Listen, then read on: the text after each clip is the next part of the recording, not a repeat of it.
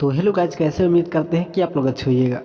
जी हाँ दोस्तों, फिर से आप सबका उदेश प्रेमी यादव होली स्पेशल सॉन्ग आप सबके बीच कल सुबह लेके आ रहे हैं दोस्तों।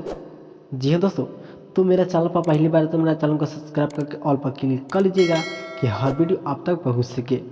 जी हाँ दोस्तों, चलिए बताते हैं इस सॉन्ग को लिखे किसने हैं, इस सॉन्ग को म्यूजिक दिए किसने हैं और किस कंपनी से करेंगे उदेश प्रेमी यादव जी इस सॉन्ग को रिलीज। तब बना रहिए इस वीडियो के माध्यम से। तो चलिए जानते हैं। सॉन्ग को लिखे हैं AK ने तेजी, कल सुबह अवधेश प्रेमी ऑफिशियल चैनल से कल सुबह 7 बजे करेंगे रिलीज। जी हाँ दोस्तों, 19 फरवरी को सुबह 7 बजे अवधेश प्रेमी ऑफिशियल चैनल से। जी हाँ दोस्तों, हर साल की तरह इस साल अवधेश प्रेमी यादव जी होली के गीत बहुत ही शानदार लेके आ रहे हैं दोस्तों। चलिए जानते हैं सॉन्ग का टाइटल। सॉन्ग का टाइटल है भौजी का चोली रंगा जाएगा। जी हाँ दोस्तों, सॉन्ग का टाइटल है भौजी का चोली रंगा जाएगा।